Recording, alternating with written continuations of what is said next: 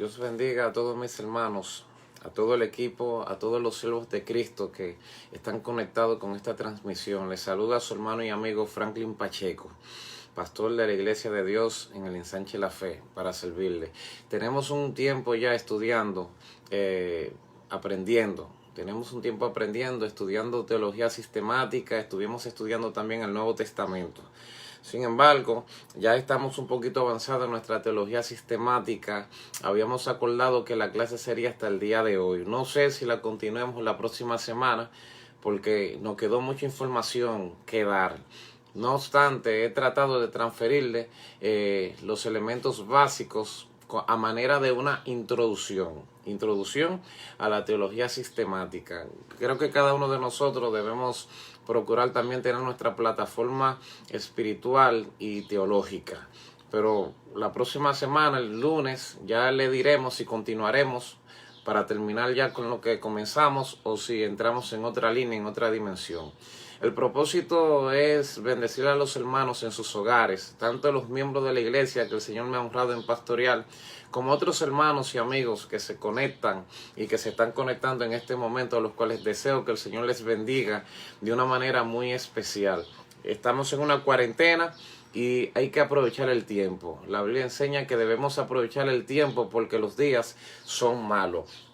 Salmos capítulo 42, versículo 5, el salmista David dice: ¿Por qué te abates, oh alma mía, y te turbas dentro de mí? Espera en Dios, porque aún he de adorarle. Oiga lo que decía el salmista David: ¿por qué te abates, oh alma mía? ¿Por qué te turbas desde mis adentro? Espera en Dios, porque todavía le continuaré adorando. ¿Qué era lo que el salmista David estaba diciendo? Él lo que estaba diciendo es que estaba en una situación difícil en la cual su alma se conmovió desde sus adentros. Creo que cada uno de nosotros en un momento determinado hemos vivido situaciones donde nos hemos sentido conmovidos, turbados, perturbados. Pero el salmista David le dio una palabra a su propia alma y le preguntaba: alma, ¿por qué te abates? ¿Por qué te turbas? Espera en Dios. Mientras tenga la esperanza en el Señor, Él le está diciendo a su alma: no debes turbarte desde tus adentros, porque todavía yo he de alabarle. O sea, todavía voy a invocar y voy a glorificar su nombre. Y mientras yo pueda adorarle, mientras pueda invocarle, mientras pueda glorificar su nombre, hay esperanza, alma mía. Era lo que Él estaba diciendo. Hace muchos años, yo era bastante joven cuando esto.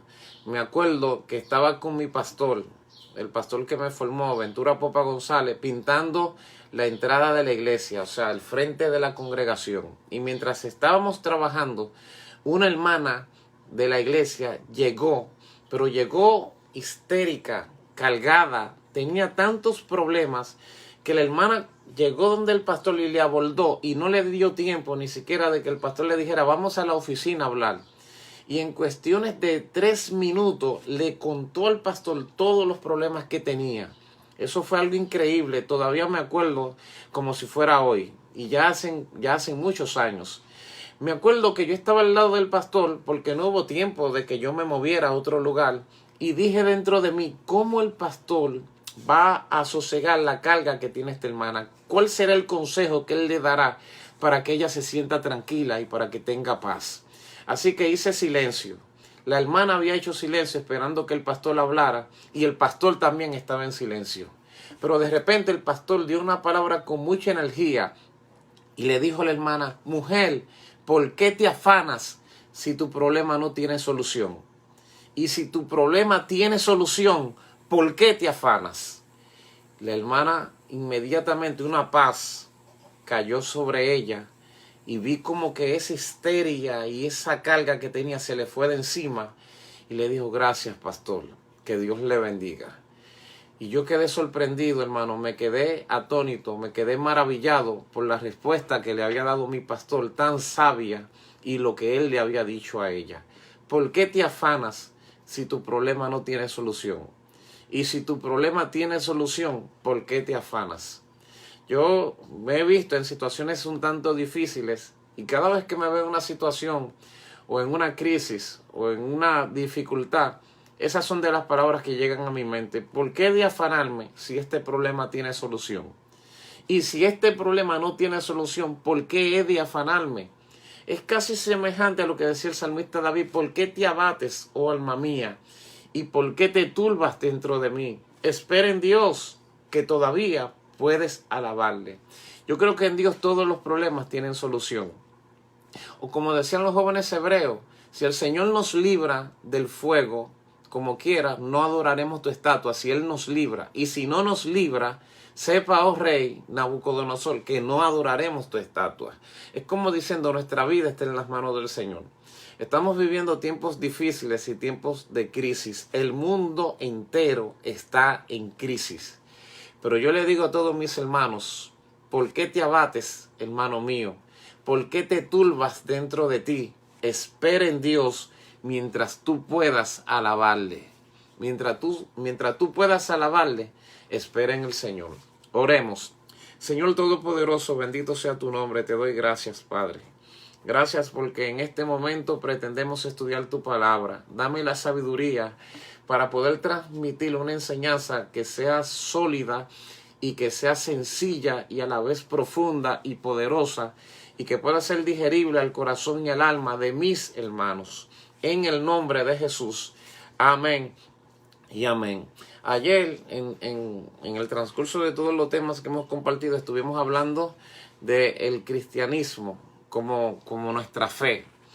Ahora vamos a hablar de la iglesia cristiana, que es otra dimensión que tiene que ver con el cristianismo.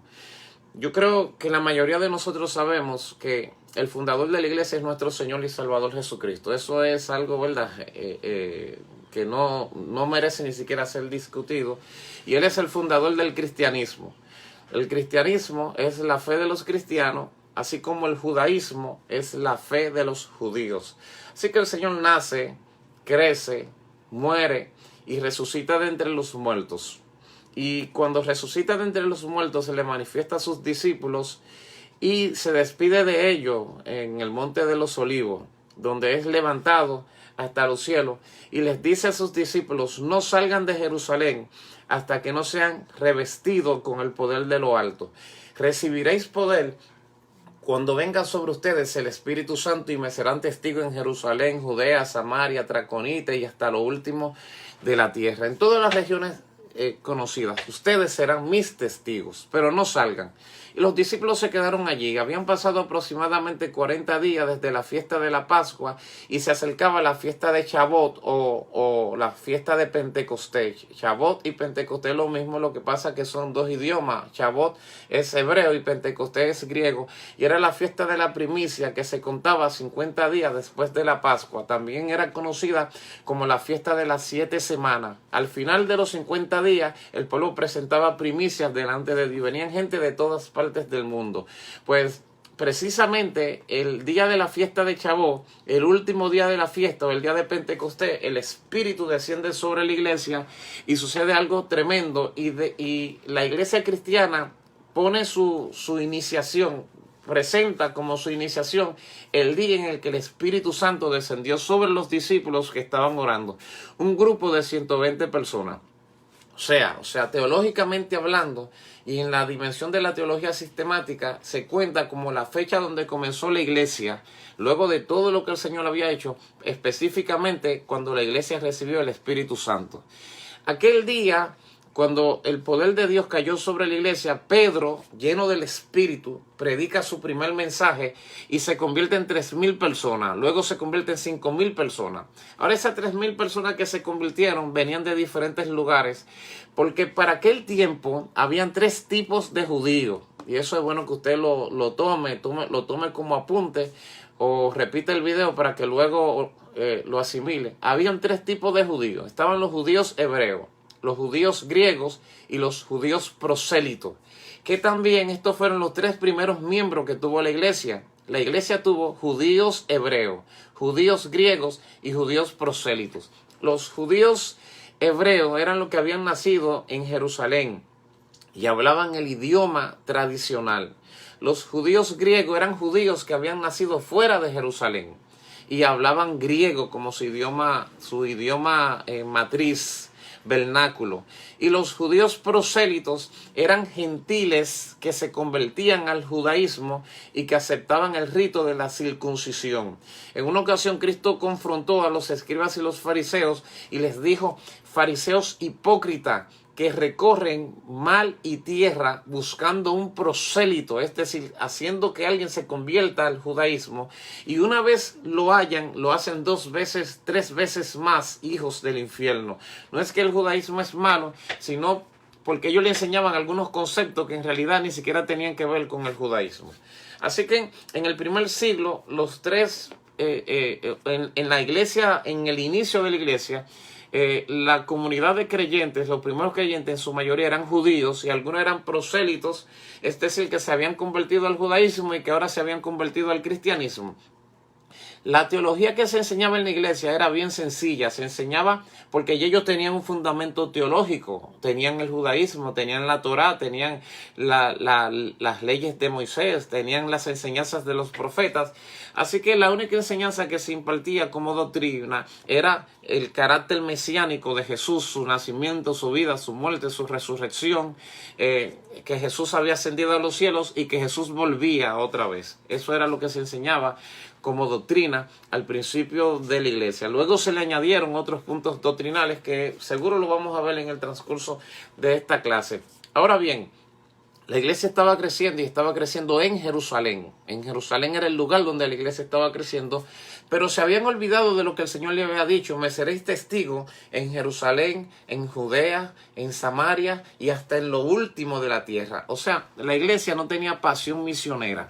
Ellos estaban como un grupo de creyentes que simplemente se estaban preocupando por crecer ellos y por fortalecerse ellos, pero había perdido la pasión que formaba parte de su naturaleza de alcanzar a otros, los que vivían lejos y que no conocían al Señor.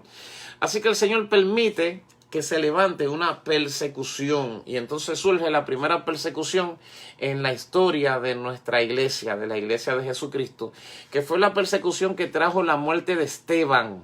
Y se levanta un perseguidor que nosotros conocemos y que hoy amamos, Pablo, gloria a Dios. Saulo respiraba amenaza contra la iglesia, pero esta persecución que trajo como resultado la muerte de Esteban, en la cual Pablo respiraba amenaza contra la iglesia, hizo que el evangelio llegara a Samaria. En Samaria hubo un avivamiento preciosísimo. Dice que cuando llegaron a Samaria, Felipe y Andrés, me parece que es, Felipe y Jacobo, llegaron a Samaria, predicaron el evangelio, mucha gente se convirtieron. Llega Pedro predicando también, imponiendo las manos, y la gente recibía el Espíritu Santo. Ahí fue que este hombre, Bar-Jesús, el mago, Elimas, trató de pagarle dinero para recibir el don de Dios, y Pedro le dijo: tu dinero perezca contigo, hijo del diablo. Oye, Bar-Jesús significa hijo de Jesús, y Pedro le llamó hijo del diablo porque piensas que el don de Dios se compra con dinero. Mucho ojo con eso, hermano, que hay gente que creen que por sus muchas ofrendas y por su dinero van a comprar el don de Dios. Y lo primero que te digo es: la generosidad se practica en este camino, pero la generosidad no compra nada. La generosidad es una respuesta a los favores divinos, a la gracia y a la misericordia. Es decir, cuando yo doy, yo no estoy comprando nada. Cuando yo doy, yo estoy respondiendo en gratitud por lo que Dios ha hecho conmigo. Esa es la teología del comprar los favores divinos, que se ha metido fuertemente dentro de la iglesia. Hay que desarraigarla. Como gente que dice: si tú traes, si tú das, la gracia de Dios vendrá sobre ti, el poder de Dios te cubrirá, o el Señor te salvará. Eso es mentira. Si tú das y si tú traes, simplemente tú estás siendo agradecido por lo que Dios ha hecho por ti. Porque para yo dar, tuve que haber recibido primero. Pues el que comenzó esa teología del comprar los favores divinos fue Bar-Jesús. Y Pedro le dijo: que te mueras tú con tu dinero, porque tú piensas que el don de Dios se puede comprar. Arrepiéntete de este tu mal, porque veo que en hiel de amargura y en prisiones de maldad te encuentras. Todo el que trata de comprar con dinero los favores de Dios está en amargura y está en prisiones de maldad. Pero ese no es nuestro tema. Eso es como un paréntesis que surgió. El punto es que el evangelio comienza a proliferarse y comienza a alcanzar hasta los gentiles. Viene Pedro y va y le predica a Cornelio. Cornelio es un gentil que tiene una visión, era un prosélito también, tiene una visión y en su visión ve que Pedro le está predicando y Pedro está teniendo una visión donde Dios le está diciendo, interpretativamente hablando de la visión que tuvo Pedro, le vas a predicar a Cornelio. Y cuando Pedro ve y le predica, él ha reunido a toda su gente, el Espíritu de Dios cae sobre Cornelio y sobre la gente que estaban con él y hablaron en otras lenguas y los judíos quedaron sorprendidos porque dijeron, también sobre los gentiles desciende el Espíritu Santo. Así que se necesitó que Dios levantara a alguien para los gentiles, porque los apóstoles, los primeros apóstoles, estaban enfocados en la comunidad judía. Dios llama a Pablo, el perseguidor. Y luego dice en Hechos capítulo 13, si no me equivoco, que estaban Pablo y Bernabé juntamente con la iglesia, que en la iglesia habían profetas y maestros, y que el Espíritu habló y dijo, apártenme a Saulo y a Bernabé para la obra que los he llamado. Y ahí encontramos 3 viajes misioneros que llevó a cabo, ejecutó Pablo, bajo la dirección del Espíritu hacia la comunidad gentil. Y el evangelio creció hasta los gentiles y estamos en medio de un gran avivamiento. Había un avivamiento poderosísimo en la iglesia del primer siglo. Tan grande fue el avivamiento que entonces ellos tuvieron que revisar la teología. Revisarla, es decir, ahora nuestra teología, eso fue lo que entendieron los dirigentes de la iglesia, que el principal dirigente era Santiago, el hermano de Jesús, luego Pedro y Pablo como apóstol de los gentiles. Hubo una situación con los gentiles y tuvieron que hacerle el primer concilio de la iglesia, que no fue Niceas. Hay gente que está muy equivocado, creen que el primer concilio fue el de Nicea en el 325. El primer concilio de la iglesia está registrado en Hechos capítulo 15, el concilio de Jerusalén. Y en este concilio, el concilio de Jerusalén, se le añadió a la doctrina puntos que tenían que ver con los gentiles. Ellos acordaron, no le vamos a imponer carga a ellos, como que se circunciden o como que tengan que practicar algunos ritos, sino que se abstengan de comer sangre. Porque a los gentiles les importaba, los judíos son muy delicados con la limpieza de la carne, que se abstengan de sangre, de ahogado, de fornicación y de ídolo. Que crean en Jesucristo y que se abstengan de sangre, de ahogado, de fornicación y de ídolo. Y entonces encontramos que la iglesia se desarrolló y creció muchísimo. Ahora bien, en el año 70, que fue cuando el emperador romano envió a Tito para pelear contra Jerusalén, porque había una sublevación en el pueblo, porque el pueblo anhelaba su independencia. Jerusalén fue destruido en el año 70. Y se entiende históricamente hablando que en esta destrucción ningún cristiano murió. Y si murieron, murieron muy pocos. ¿Por qué?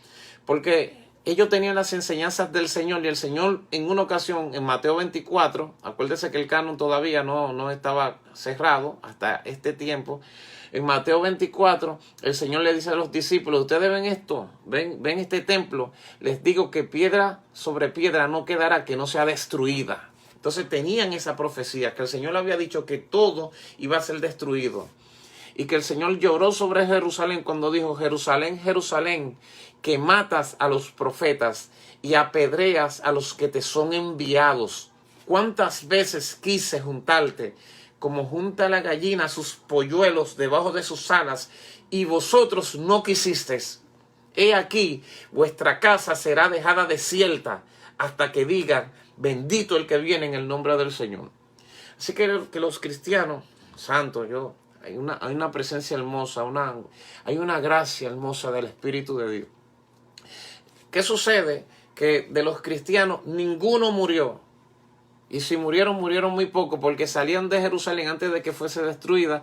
Así que en el año 70 Jerusalén fue destruida, la santa ciudad, el templo, y comenzó la peregrinación de los judíos y la esclavitud de ellos. Los romanos, hermanos, maltrataron al pueblo de Dios, construyeron sus carreteras, los famosos caminos romanos. No sé si usted ha escuchado esa expresión que dice, todos los caminos llegan a Roma. Ellos construyeron caminos que conectaban ciudades, construyeron esos caminos usando mano de obra de esclavos, y gran parte de esa mano de obra fue de judíos.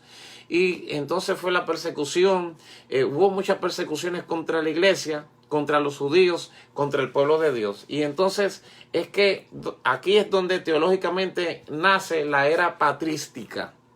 La era patrística o lo que se conoce en teología sistemática como patrología, es la parte de la teología que estudia el mensaje de los padres de la iglesia. Y estos padres de la iglesia surgieron específicamente a partir del año 70 o del año 70 en adelante, donde también se cerró el canon neotestamentario. Estos son conceptos que usted debe conocer, apunte, canon. La palabra canon significa vara de medir, vara de medir. Viene de una palabra hebrea que se llama canej, y que se traduce como un estándar de medición. El canon neotestamentario tiene que ver con el estándar de medición para evaluar cuáles libros son inspirados y cuáles no. ¿Entiende? Entonces, con el cierre del canon neotestamentario termina la era del cristianismo primitivo o el cristianismo del primer siglo, y a partir de allí es que se entra la era patrística, que abarca desde el siglo I hasta el siglo 7 y 8, los que se conocen como los padres de la iglesia y que tuvieron varias dimensiones. Neotestamentario, acuérdate, canon neotestamentario es relacionado o perteneciente al Nuevo Testamento. Y veterotestamentario es relacionado y perteneciente al Antiguo Testamento. Todo lo relacionado y perteneciente al Nuevo Testamento neotestamentario se abarca desde la anunciación del nacimiento de Juan hasta la muerte de Juan, el último de los apóstoles. Y el final, ¿verdad?, de toda la estructura que se conocía como aquel tiempo como Jerusalén, la ciudad del gran rey. Ahora bien, otra pregunta que usted debería conocer: ¿quiénes son los padres de la iglesia? Pues mira, la patrología o la ciencia que tiene que ver con los padres de la iglesia lo divide en tres partes. Son los padres apostólicos, los padres apologistas y lo que se conoce como la era de oro, que abarca entre el siglo IV hasta el siglo VII, siglo VIII de nuestra era, que también son los padres de la era de oro. Los padres apostólicos son aquellos que abarcan desde el siglo I hasta el siglo II y fueron los discípulos directos de los apóstoles o que recibieron enseñanza de los apóstoles. Estos discípulos directos de los apóstoles y que recibieron enseñanza de los apóstoles escribieron libros y escribieron cartas y escribieron comentarios. Por ejemplo, hay uno que se llama la Didache o enseñanza de los apóstoles. No creo que se sepa quién fue que le escribió, no tengo ese dato, pero es una de las cartas de los padres de la iglesia, la Didache o enseñanza de los apóstoles. También estaba el credo apostólico, que lo tiene la iglesia católica, pero que en realidad no es de ellos, le pertenece a la iglesia primitiva, que creemos en Dios, que creemos en lo que conocen el credo apostólico, saben, en Dios existiendo, etcétera, etcétera, gloria a Dios, que el creador del cielo y de la tierra, lo visible y lo invisible. Esa línea es el credo apostólico que la iglesia católica lo tomó, lo reestructuró. Ellos son muy buenos reestructurando y añadiéndole y quitándole a las cosas sin comentario. También está la carta de Clemente a los Corintios. Clemente era un judío que fue obispo en Roma. También es una de las enseñanzas de los apóstoles, de los padres de la iglesia. También están las 7 cartas que escribió Ignacio de Antioquía, que fue obispo de Antioquía y que murió en el año 110 aproximadamente en el circo romano. También era discípulo de Pablo, que se sepa. También está la epístola de Policarpo,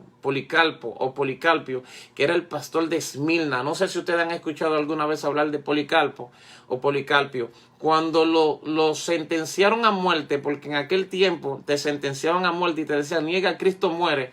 Él tenía ya más de 80 años y prepararon la hoguera de fuego donde él habría de morir, según la historia. Y él dijo, 80 años, tenía más de 80, y él dijo, 80 años tengo yo sirviendo al Señor y nada malo me ha hecho mi Dios, mi Señor, mi Salvador. Y él mismo se abrazó al fuego hasta que murió. Esa gente dejaron un testimonio muy sólido y muy hermoso, los padres de la iglesia. Luego tenemos los padres apologistas. La apología en la teología sistemática es la ciencia que estudia la defensa de la fe. Cuando Pedro dice que debemos estar preparados para presentar defensa a todo aquel que demande razón de la esperanza que hay en nosotros, la ciencia de la que está hablando Pedro es la apología, Cada vez que usted defiende sus criterios espirituales, usted se está convirtiendo en un apologista.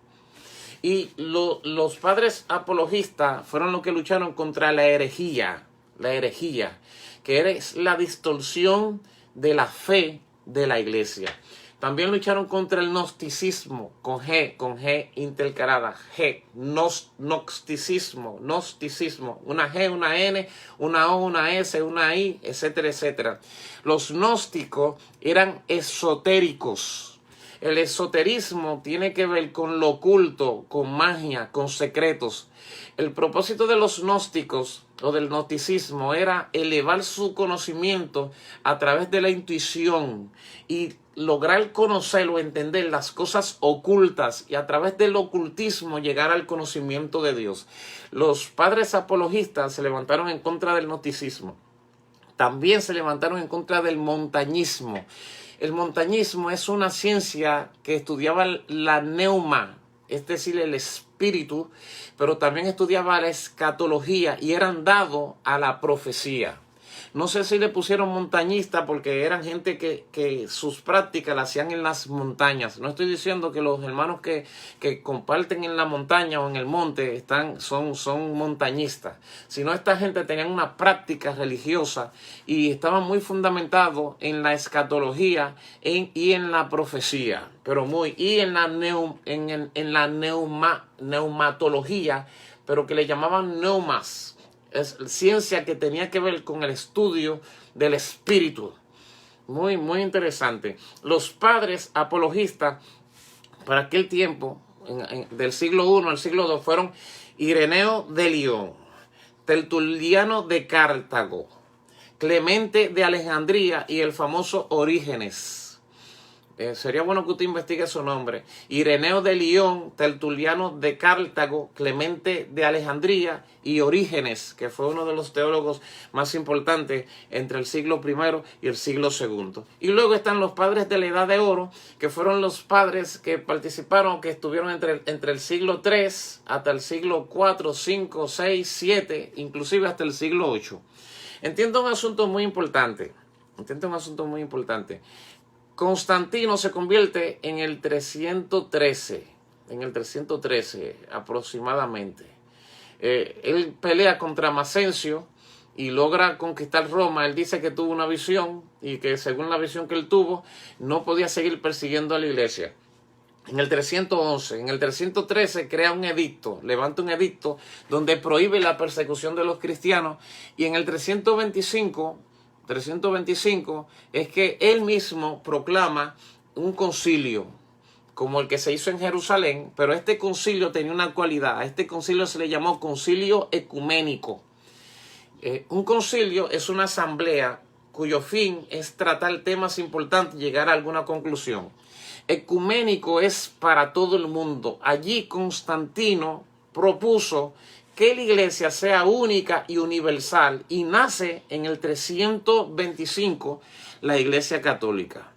La iglesia católica. Allí es que nace el poder de la iglesia católica, porque hasta aquel entonces, la iglesia era una sola, y el primer concilio era el concilio de la iglesia cristiana. Pero ya para este tiempo la iglesia estaba semidividida. ¿Por qué? Porque cuando Constantino toma el poder, él toma uno de los palacios de uno de los reyes que él había vencido, se lo entrega al líder religioso de aquel tiempo para que lo vuelva una basílica, un templo especial. Y los creyentes con conciencia comenzaron a ver que se comenzó a mezclar la fe y la cultura de los romanos con la fe y la cultura de la iglesia. Y que comenzaron a surgir los santos y las deidades y las imágenes, y la iglesia estaba dividida. Entonces, ¿qué sucede? Constantino, esta parte de la iglesia que estaba de acuerdo con sus criterios y que apoyaba lo que él era. Usted sabe que la iglesia del primer siglo y la iglesia primitiva prefería ser perseguida antes que quebrantar sus criterios espirituales, pero estos estaban vendidos al poder. Así que él en ese concilio, en el 325, le da poder absoluto y le dicen: ustedes son la iglesia principal. Y todas las demás iglesias y todos los que profesen creer o tener fe, entonces tienen que sujetarse a ustedes, y le dio poder a la iglesia. Eso fue increíble porque ahí comenzaron un conjunto de modificaciones en la Edad Media y en todas las edades posteriores, donde entonces la iglesia se hizo más poderosa luego que el mismo poder político. Constantino crea la ciudad de Constantinopla, ya la ciudad principal no era Roma, pero en Roma estaba el templo y la parte principal de la iglesia, así que el poder estaba dividido, era el poder político y el poder religioso. Luego cuando el poder religioso cae, porque Constantinopla cae, entonces se queda el poder político cae, entonces se queda el poder religioso y todo el mundo ahora tiene que darle pleitesía y reverencia a una iglesia política, poderosa, militar, que tiene poder para matar y que tiene poder para quitar y poner reyes. Todo esto que te estoy mencionando ahora tiene que ver con el tiempo de la era cristiana en la iglesia. Entonces, todos los demás concilios, a partir del concilio de Nicea, ese fue el primero, fueron 21 concilios que tuvo la iglesia. Cada concilio se creaban nuevas leyes, nuevas propuestas, se le daba poder al Papa, se añadía doctrinas dentro de la iglesia, pero hubo un grupo que se quedó aparte. Este grupo fue el que luego tomó fuerza cuando el avivamiento, el poderoso avivamiento de la Reforma, pero que hubieron muchos reformadores antes de Martín Lutero. Estaba Juan Hus, Juan Wycliffe, Jerónimo Savonarola, etcétera, etcétera. Gloria a Dios. Así que espero que estas informaciones y estos datos te hayan sido de utilidad. Estúdiate este video que te he enviado y trata de tomar, esa es la tarea que te pongo para este día. Saca 5 o 6 preguntas de todo lo que yo he dicho. Respóndela, memorízala, apréndetela, investiga, a ver si lo que hemos dicho es real, añádele a tu conocimiento y sigue creciendo en el Señor. Hoy la enseñanza fue más teológica ya que en otros días. Luego vamos a ver si la próxima semana continuamos añadiéndole a esta introducción o a estos talleres de teología sistemática. Todos mis hermanos y todos mis amigos que se han conectado, que el Señor les bendiga. El Señor les bendiga de una manera muy especial. La iglesia de Cristo es la iglesia. Y con todas sus manifestaciones, lo que hace poderosa a la iglesia es su estructura. Que nuestra fe no está forjada en los hombres. Nuestra fe no depende de los hombres, nuestra fe depende de aquel a quien hemos mirado. La Biblia dice, puesto los ojos en Jesús, el autor y consumador de la fe, el cual por el gozo puesto delante de sí sufrió la cruz y menospreció el oprobio. Nuestra fe no está en los pastores, ni en los profetas, ni en los apóstoles, ni en los evangelistas, ni en los maestros, ni en los líderes políticos y religiosos de este mundo. Nuestra fe está en Jesús. Y mientras nuestra fe esté en Jesús, la iglesia será irremovible, inconmovible, indestructible. Las puertas del Hades no prevalecerán en contra de la iglesia de Jesucristo. Procura, sí, hermano, que si tú perteneces a una iglesia, que en esa iglesia se predique la palabra de Dios, se guarde el testimonio y se diga la verdad. Si no se dice la verdad, hermano, ora a Dios y déjate dirigir por el Espíritu Santo. Pero donde no se predica la verdad y donde el centro, nuestro mensaje debe ser cristocéntrico, donde el centro no es Jesús. Ya te he demostrado en estos días de estudio por qué Jesús es el centro de la iglesia. Donde Jesús no es el centro, salid de allí, pueblo mío, y no toquéis lo inmundo.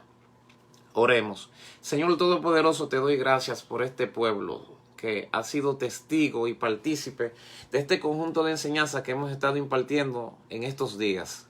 Señor, establece tu orden sobre cada uno de ellos. Que tu gracia, que tu poder y que tu presencia se perfeccionen sobre mis hermanos en todas partes del mundo. Ten misericordia, Señor, de todos los países de esta tierra, Padre amado, Padre santo. No nos vamos a turbar ni nos vamos a abatir, porque esperamos en ti, Dios mío, y porque todavía seguiremos adorándote. Mira, aquellos que no te sirven todavía, toca sus corazones, toca sus almas, toca sus vidas, y que puedan venir a la salvación en el nombre de Jesús. Amén y amén. Dios te bendiga mucho, Dios le bendiga a todos mis hermanos. Mañana no voy a transmitir, los sábados voy a descansar, hermano. Los sábados voy a descansar. El domingo sí voy a transmitir el culto familiar a todos los hermanos de la congregación y los que se deseen conectar. A las 10 de la mañana vamos a transmitir el culto familiar. No es que vamos a llevar una enseñanza, sino una breve exhortación. En el nombre poderoso de Jesús. Dios te bendiga, Dios te guarde, Dios bendiga a todos mis hermanos que se han conectado y que están trabajando con nosotros desde las redes. Dios te bendiga mucho, Dios te guarde. El Señor sea con los tuyos.